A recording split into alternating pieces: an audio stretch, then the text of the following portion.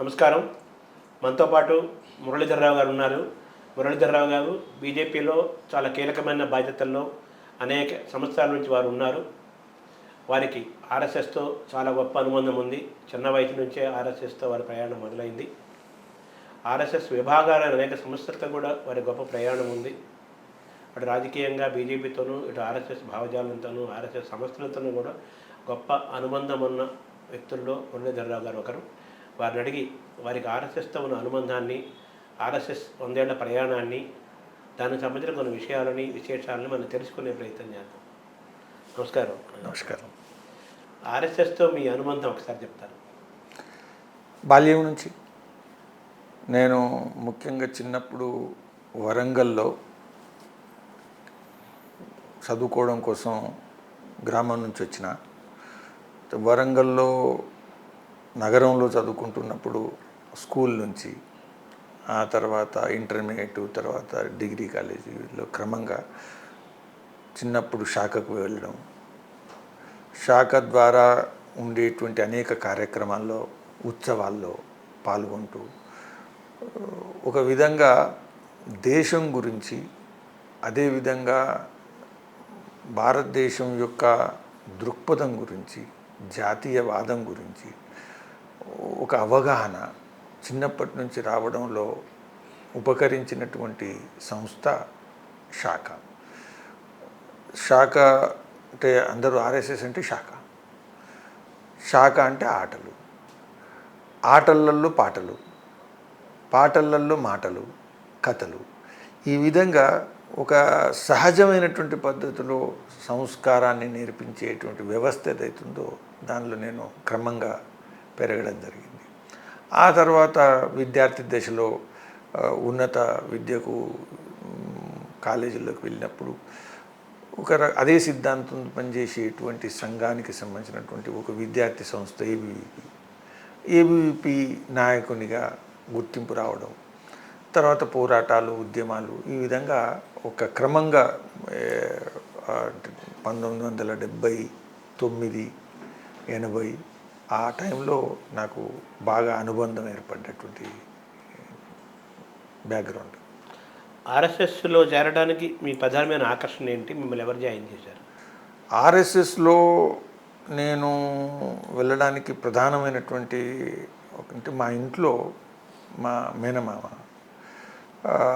అతను ఉస్మానియా యూనివర్సిటీలో చదువుకున్నప్పుడు ఆర్ఎస్ఎస్ భావజాలానికి ఆకర్షితులై ఆ తర్వాత బీజేపీలో కూడా స్థానికంగా గ్రామ సర్పంచ్గా పనిచేసి చాలా ఉన్నత విద్యను అభ్యసించిన తర్వాత కొన్ని సంవత్సరాలు ఉద్యోగం చేసిన తర్వాత మళ్ళీ వ్యవసాయం కోసం వచ్చినటువంటి నేపథ్యంలో ఆ సంస్కారం, ఆ తర్వాత అక్కడ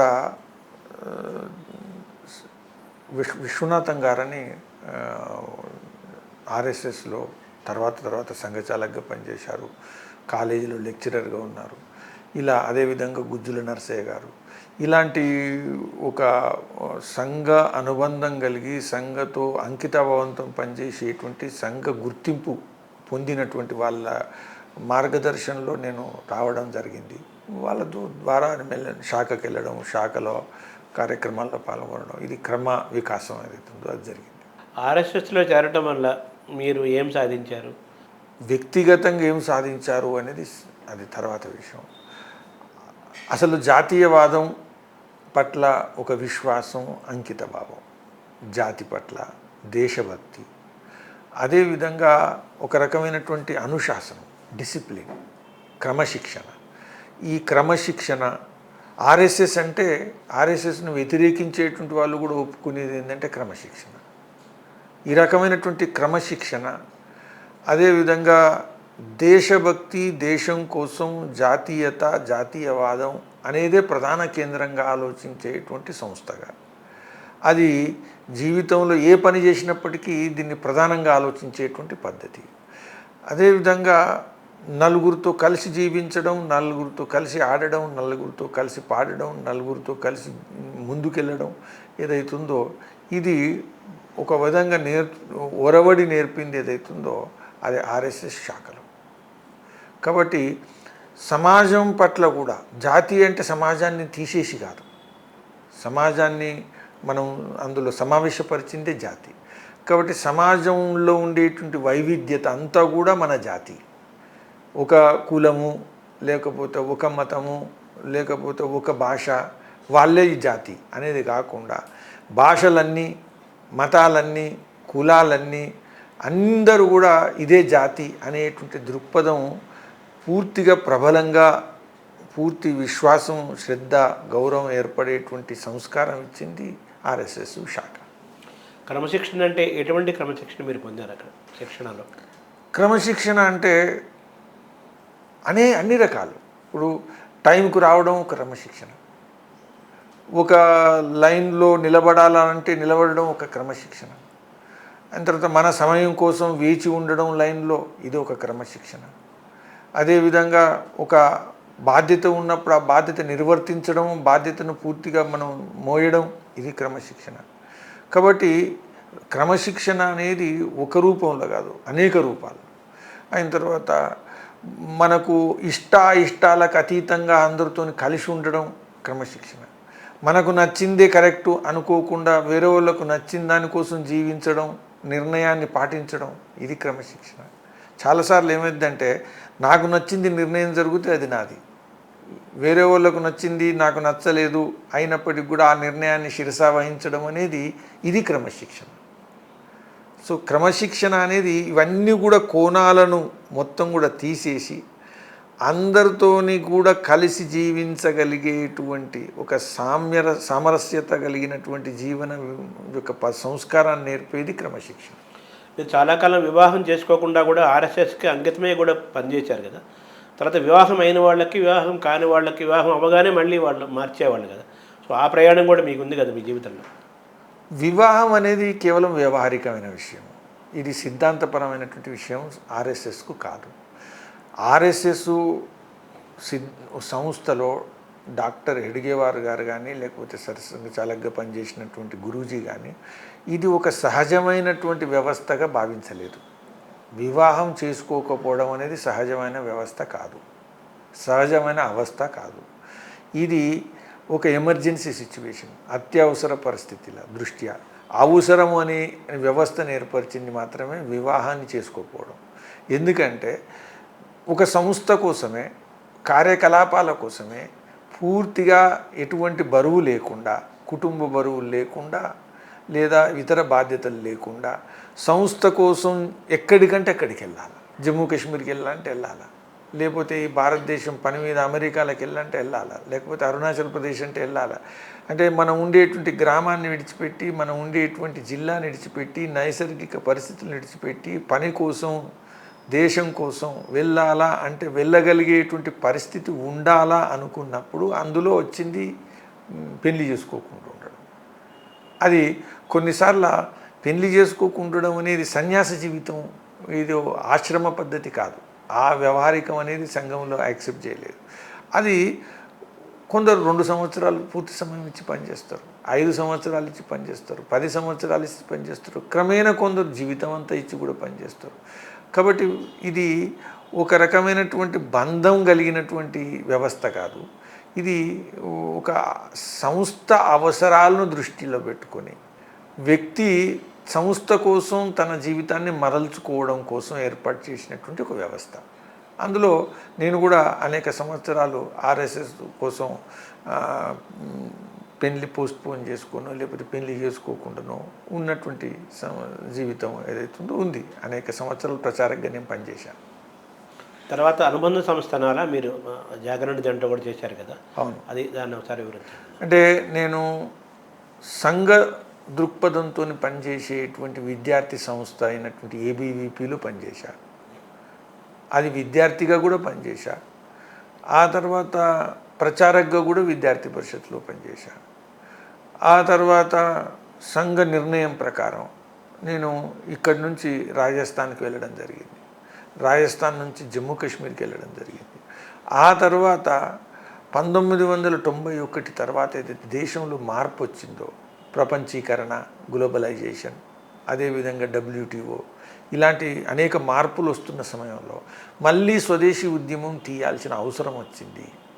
దేశంలో ఉండేటువంటి రైతాంగానికి, లేకపోతే చిన్న లఘు పరిశ్రమలకు, కుటీర పరిశ్రమలకు, లేకపోతే ఇక్కడ ఉండేటువంటి కొనుగోలుదారుకు, ఇక్కడ ఉండేటువంటి మార్కెట్లో ఉండేటువంటి అందరికి కూడా వాళ్ళ స్వావలంబన, వాళ్ళ స్వయం ఉపాధి, వాళ్ళ యొక్క ఆర్థిక వ్యవస్థ అనేక ఇబ్బందులు, ఒడిదుడుకులు ఎదుర్కొంటున్న సమయంలో మన దేశం యొక్క ఒక సార్వభౌమికత, స్వావలంబన, రక్షణ అవసరం, దానికి స్వదేశీ ఉద్యమము అవసరము అని నిర్ణయం జరిగినప్పుడు స్వదేశీ జాగరణ మంచ్ అనేటువంటి ఒక సంస్థ నిర్మాణం జరిగింది.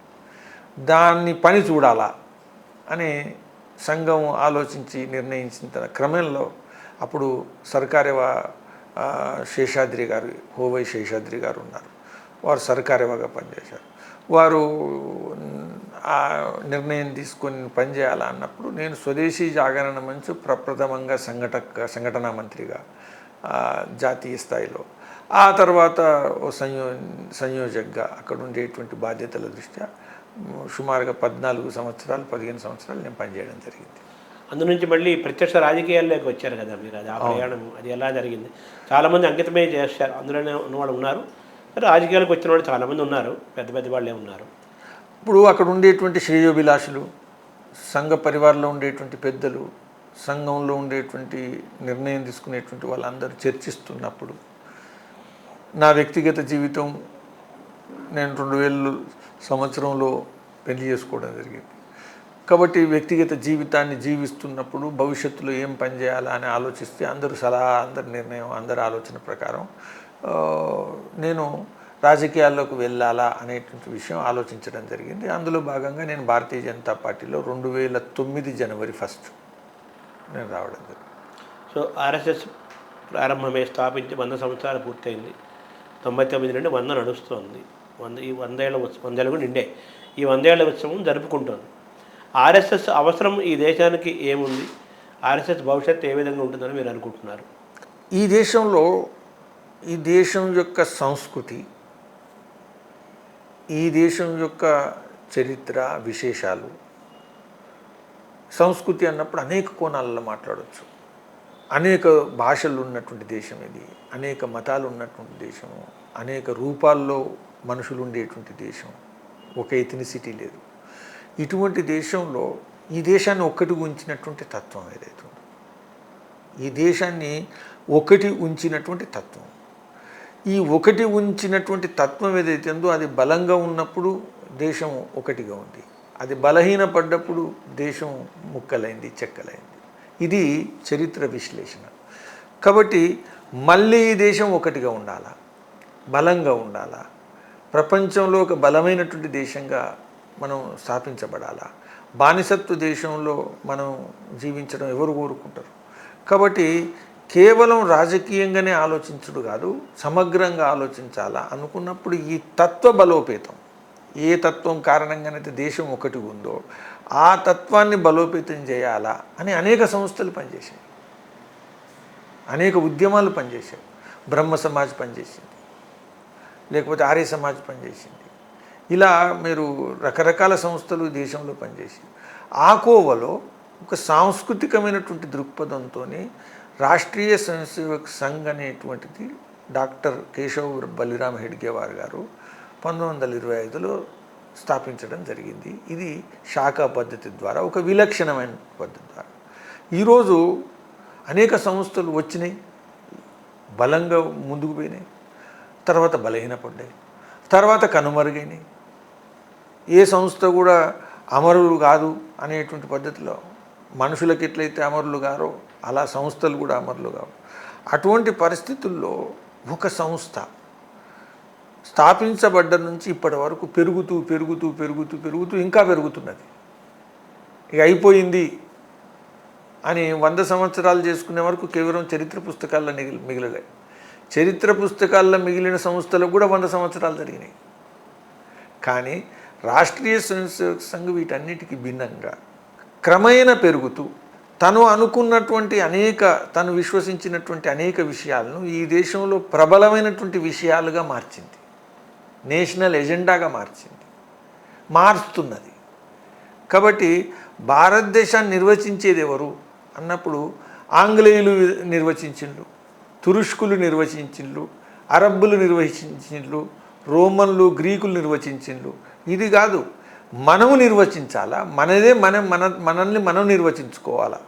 ఈ నిర్వచిస్తున్నటువంటి క్రమం ఏదైతుందో క్రమ వికాసం ఇంకా నడుస్తుంది. కాబట్టి రాష్ట్రీయ స్వయం సంఘం ఏదైతుందో తన పాత్రను పోషిస్తూ భవిష్యత్తులో కూడా ఇంకా పాత్ర పోషించడానికి సన్నద్ధమైనటువంటి ఒక సంస్థ. ఇది నేను సంక్షిప్తంగా చెప్పాలంటే. అంటే ఆర్ఎస్ఎస్ అవసరం ఎప్పటికీ ఉంటుందంటారు. ఎప్పటికీ అంటే అనంతకాలం వరకు ఉంటుందని సిద్ధాంతం. కానీ అనంతకాలం వరకు ఉండాలా అనేటువంటిది రాష్ట్రీయ సంఘ దృక్పథం కాదు. అసలు సమాజంలో మనం ఆలోచించేటువంటి అన్ని విషయాలు కనుక సమాజంలో ఉన్నప్పుడు సంస్థ ప్రత్యేకంగా ఉండాల్సిన అవసరం లేదు. ఎప్పుడు వస్తుంటారు ఆ రోజు? రావాలని పనిచేస్తున్నాం, అది ఐడియల్, అది ఆదర్శం. అంటే ఏంటి ఆ రోజు అంటే ఏంటి మీ నిర్వచనంలో? రాష్ట్రీయ సంఘ యొక్క ఏదైతే ఆలోచన ఏంటంటే భౌతికంగా ఒక సంస్థగా అనంతకాలం వరకు జీవించాలా అనే కోరిక లేని సంస్థ. రాష్ట్రీయ స్వయం సంఘం ఏదైతుందో అది హిందూ సమాజంలో అంతర్లీనం అయిపోవాలా. సమాజంలో ఉండేటువంటి వ్యవస్థలలో ఆలోచన వచ్చినప్పుడు ప్రత్యేకంగా సంస్థ ఉండాల్సిన అవసరం లేదు అనేది దృక్పథం. అంటే ఈ దేశం సంపూర్ణంగా 100% హిందూ దేశంగానే ఉంటే అది ముగిస్తున్నట్టు అనుకోవాలా? అంటే సంపూర్ణంగా హిందూ దేశమే కదా ఇది. కాదని అసలు దృక్పథం లేనటువంటి వాళ్ళు, అవగాహన లేనటువంటి వాళ్ళు ఇప్పుడు హిందూ దేశం, హిందూ రాష్ట్రం డిక్లేర్ చేస్తాం అని అంటుంటారు. వాట్ ఈజ్ అంటే మీరు అనేది ఏంటి? ఇది హిందూ దేశం, డిక్లేర్ చేసేది ఏం లేదు. ఇప్పుడు మురళీధర్ రావు డిక్లేర్ చేస్తే మురళీధర్ రావు కాదు, ఇట్ ఈజ్ సెల్ఫ్ ఎవిడెంట్. అట్లనే ఇది హిందూ దేశం. ఇప్పుడు ఇరాన్ పట్టుకొని ఇరాన్ డిక్లేర్ చేస్తామంటే ఏంటి? Iran, Russia, China. ఎలా అయితే చైనాగా ఉందో, ఎలా అయితే ఇరాన్గా ఉందో, ఎలాగైతే అమెరికాగా ఉందో, అలా భారతదేశం అనేది ఏదైతే ఉందో అది హిందూ దేశం. దీనిలో అది హిందూ దేశం అనేటువంటి విషయంలో భ్రమ ఉండాల్సినటువంటి అవసరం లేదు. ఎందుకంటే హిందూ దేశం అనేది ఇప్పుడు మనం లలితా సహస్రనామం చదువుతాం, విష్ణు సహస్రనామం చదువుతాం, లేకపోతే ఇంకేదో సహస్రనామం చదువుతాం. ఇది చదివితే ఈ సహస్రనామాలు అన్నీ మారుతున్నప్పుడు అంతర్లీనమైనటువంటి ఒకటి రూపం ఉంటుంది కదా, పేర్లు ఎన్నిమైనప్పటికీ రూపం ఉంటుంది కదా, ఆ రూపం అయితే మారదు కదా. ఇప్పుడు ఇది హిందూ దేశం, దీనికి పేరు ఇండియా పెట్టినా, దీనికి పేరు భారత్ అని పెట్టినా, ఇంకేదో జంబుద్వీపం అని పెట్టినా, ఏ పేరు లేదని ఉండొచ్చు. కానీ ఫైనల్గా దీనికి అంతర్లీనమైనటువంటి హిందూ దేశం ఇది. ఈ హిందూ దేశం అనేది అరబ్బులు పెట్టిన పేరు కాదు మనది. మన భారతీయ భాషలలో కూడా సా ఏదైతుందో సింధు నది తీరాన వికసించినటువంటి సంస్కృతి. కాబట్టి సా అనేది అవుతుందో ఇది కేవలం అరబ్బులు హా అని అనలేదు, ఇది తప్పుడు అవగాహన. భారతదేశంలో నేను రాజస్థాన్లో పనిచేశాను. రాజస్థాన్లో సాను 7.5 హాడే హాత్ అంటారు, 7.5 అని ప్రొనౌన్సియేషన్ రాదు. ఎట్లయితే బెంగాల్లో వివేకానందుని వివేకానంద అంటారు, వా అనేది వాళ్ళ సౌండ్లో లేదు, వా బాగా మాట్లాడతారు. అలానే అనేక భారతీయ భాషల్లో సాను హాగా మాట్లాడతారు. కాబట్టి సింధు హిందూ, ఇది వేరే వాళ్ళు వచ్చి మాట్లాడితే రాలేదు. మన దేశంలో కూడా ఈ పేరు ఏదైతుందో సహజంగా వికసించబడి, కాబట్టి ఇది సింధు దేశము, హిందూ దేశంలో ఉండేటువంటి వాళ్ళు హిందువులు. సో ఆర్ఎస్ఎస్ అవసరం ఏంటి ఉందంటున్నాను నేను. అంత హిందూ దేశం కూడా అంతా బాగున్నప్పుడు ఇంకా అవసరం ఏంటి? బాగుంది అనేది చరిత్ర చెప్పట్లేదు కదా. హిందూ దేశం అనేది బానిసత్వంలోకి ఎందుకు వెళ్ళింది అంటే అనేక విభజనలు ఉన్నాయి, అనేక పద్ధతుల్లో అసంఘటితమైనరు, గొడవలు చేసుకున్నారు. దేశాన్ని త్యజించి, దేశాన్ని విస్మరించి, దేశ ఆవశ్యకతలను పనంగా పెట్టి సొంత అవసరాల కోసం, సొంత దృక్పథాల కోసం పోరాటం చేసిండ్రు. దాని కారణంగా మనం బానిసత్వంలోకి వెళ్ళాం. బానిసత్వంకి వెళ్ళడం వల్ల మనం జీవించేటువంటి విధానమే ప్రభావితమైంది, నష్టపోయినాం, మన సమృద్ధి పోయింది, మన సార్వభౌమత్వం పోయింది. కాబట్టి ఇవన్నీ తొలగిపోయి మళ్ళీ ఐక్యత ఏదైతుందో ఆ ఐక్యత కోసమే పనిచేసేటువంటి ఒక సంస్థ అవసరం. అనేక మంది అనేక విషయాల కోసం పనిచేస్తున్నారు. ఇప్పుడు ఐకమత్యం లేదంటారు హిందువుల మధ్య? లేదు, దానిలో తేడా అయింది, ఆలోచన అవసరం లేదు. 1925లో అసలే లేదు. 1925 తర్వాత ఈరోజు 1990ల 80ల మనం చూస్తే క్రమక్రమంగా మార్పు వచ్చింది. ఈరోజు 2000 సంవత్సరం తర్వాత ఇంకా మార్పు వస్తున్నది. ఈరోజు హిందువుల ఐక్యత వస్తున్నది. ఇప్పుడు అసలు ఒక మనిషి నేను హిందువు అని చెప్పుకోవడం కూడా ఆలోచించేది, కులం పేరు మీద చెప్పుకునేది. నువ్వెవరు అంటే కుల ప్రాధాన్యత పరంగా ఆలోచించినటువంటి గుర్తింపు ఆలోచించినటువంటి సమూహాలు ఈ దేశంలో చాలా సంవత్సరాలు ఉన్నాయి. కాబట్టి హిందూ అనేది ఒక identity, and it is a civilisational identity. ఒక సభ్యతకు, ఒక నాగరికతకు సూచకమైనటువంటి ఐడెంటిటీ అనేటువంటి విషయాన్ని కాలగర్భంలో కలిసినటువంటి సందర్భాలు చాలా ఉన్నాయి, బలహీనమైనటువంటి సందర్భాలు ఉన్నాయి. ఈరోజు హిందూ అనేది గౌరవంగా చెప్పుకోగలిగేటువంటి పరిస్థితి ఎందుకంటే హిందువుల కోసమే పనిచేసేటువంటి ఒక సంస్థ అంకిత భావంతో ఉంది కాబట్టి, పనిచేసింది కాబట్టి, అది బలోపేతం అయింది కాబట్టి ఆ దృక్పథం బలోపేతం అవుతుంది. అంటే హిందువులని గర్వంగా మేము హిందువులని చెప్పుకునే పరిస్థితి వచ్చేంతకాలం ఏంటంటారు? ఇప్పుడు ఇది వచ్చింది అనేది క్రమ వికాసం. 1925లో ఉన్నటువంటి సవాళ్ళు 1940లో లేవు, 1940లో ఉన్న సవాళ్ళు 1960లో లేవు, 1960లో ఉన్న సవాళ్ళు 80లో లేవు. ఉదాహరణకు రామజన్మభూమి ఉద్యమం సమయంలో ఉండేటువంటి హిందూ ఐడెంటిటీ ఉండే ఛాలెంజెస్ క్రమక్రమంగా ఇంకా పెరుగుతున్నది. ఈరోజు భారతదేశంలో ఉండేటువంటి ప్రజలు తమ నాగరికత సభ్యత పట్ల ఒక గుర్తింపు గర్వించే విధంగా జాగృతం ఏదైతుందో, చైతన్యం ఏదైతుందో అది అవుతున్నారు, పెరుగుతున్నారు. అది క్రమంగా పెరుగుతున్నది. అంటే గతంలో వాజ్పేయి ప్రధానిగా ఉన్నారు, అప్పటికంటే నరేంద్ర మోదీ ప్రధాని అయిన తర్వాత ఈ 10 ఏళ్లలో ఇది పెరిగిందంటారా? ఇది ఖచ్చితంగా పెరుగుతుంది. అయితే నరేంద్ర మోదీ గారు వచ్చారు కాబట్టి పెరిగింది, లేకపోతే పెరిగింది కాబట్టి వచ్చింది అనేటువంటి విషయం ఇది కోడి మొదల గుడ్డు మొదల అనే ప్రశ్నలాగా ఉంటుంది. అంటే అసలు దీని కారణంగా అది పెరిగిందా, దాని కారణంగా ఇది పెరిగిందా అంటే రెండు కరెక్టే. ప్రతి గెలుపు విశ్వాసాన్ని పెంచుతున్నది, ప్రతి విశ్వాసము గెలుపును పెంచుతున్నది. అంటే స్వాతంత్రం వచ్చి ఆ బానిసత్వం నుంచి బయటపడి స్వతంత్రం వచ్చి 78 ఏళ్ళు అవుతోంది కదా. సరే, గతంలో కాంగ్రెస్ ప్రభుత్వం ఉంది, ఎక్కువ కాలం ఉంది, తర్వాత బీజేపీ కూడా చేసుకుంటూ వస్తుంది కదా. కాంగ్రెస్ ప్రభుత్వంలో మేము హిందువులను చెప్పుకునే పరిస్థితి హిందువులకు లేని వాతావరణం ఉంది. బీజేపీ వచ్చిన తర్వాత మేము హిందువులను గర్వంగా చెప్పుకునే పరిస్థితి వచ్చిందని అనుకోవాలా మీ వ్యాఖ్య బట్టి? అంటే వాస్తవంగా కాంగ్రెసు స్వాతంత్రం కోసం పోరాడినటువంటి ఒక ఉద్యమం. ఆ ఉద్యమము నడుస్తున్నప్పుడు అనేక తప్పిదాలు జరగవచ్చు, ప్రతి ఉద్యమంలో జరుగుతాయి. ఉదాహరణకు 1920లో ఖిలాఫత్ మూవ్మెంటు, అది భారతదేశం యొక్క జాతీయతను మత ఆధారంగా ఆలోచించేటువంటి ఒక వక్రీకరణ జరిగింది, వాస్తవం. దాని ఇబ్బంది 1920 నుంచి కాలక్రమేణా పెరిగి 1940, 1947 వరకు దేశ విభజనకు దారితీసింది. కాంగ్రెస్ ప్రభుత్వంలోకి వచ్చిన తర్వాత హిందూ నాగరికత, హిందూ సభ్యత, హిందూ జీవన విధానం, హిందూ సంస్కృతి ఏదైతుందో ఇది వాళ్ళ పద్ధతుల్లో రాజకీయాలకు అవసరంగా ఉండేటువంటి పద్ధతులు నిర్వచించడానికి ప్రయత్నించారు. అనేక ఇబ్బందులు పడ్డది. అయితే సమాజం ఎప్పుడు ఆగదు, పార్టీలు ఆగొచ్చు, పార్టీలు ఆగాలనా లేదా అనేది పార్టీలు నిర్ణయించుకుంటాయి. కానీ పార్టీలతోని బంధించబడేటువంటి వ్యవస్థ సమాజానికి ఉంటుంది. సమాజం ముందుకు ఎదుగుతూ ఉంటుంది. 1947 దేశ స్వాతంత్రం యొక్క అనుభవంలో ఒక మతం ఆధారంగా విభజన ఏదైతుందో అది హిందువులు మర్చిపోలేనటువంటి రోజు, దేశభక్తులు ఎవరు కూడా మర్చిపోలేనటువంటి దుర్ఘటన. అయితే అది ఆలోచిస్తూ ఉంటుంది. ఆలోచిస్తున్న క్రమంలో దేశ ఐక్యత, ఇంకొకసారి దేశ విభజన జరగకూడదు అంటే దేశ ఐక్యతను అవసరమైనటువంటి కారణాలను బలోపేతం చేయాలా అనేది సమాజం ఆలోచిస్తుంది. ఆ ఆలోచనలో భాగంగా ఆర్ఎస్ఎస్ బలోపేతమైంది.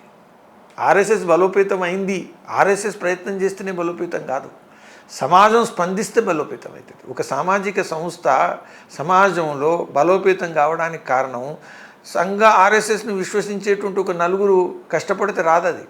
సమాజం స్పందన ఉండాలి. ఆ సమాజ స్పందన కారణంగా ఆర్ఎస్ఎస్ యొక్క సిద్ధాంతవాదం దృక్పథం బలోపేతం అవ్వకుంటూ వచ్చింది ఈ ఐక్యత అనేటువంటి విషయం. అయితే మీరు ఈరోజు జాతీయవాదం ఏదైతే భారతీయ జనతా పార్టీ నిర్వచిస్తున్నదో దాని పట్ల ప్రజలు ఎక్కువ మొగ్గుతున్నారు అనేది వాస్తవం. అయితే ఇది ఎంతకాలం ఉంటుంది అనే విషయం ప్రశ్న. అది బీజేపీ ముందు ఉండే ప్రశ్న, అది సమాజం మీద ఉండే ప్రశ్న, ముందు ఉండేటువంటి ప్రశ్న.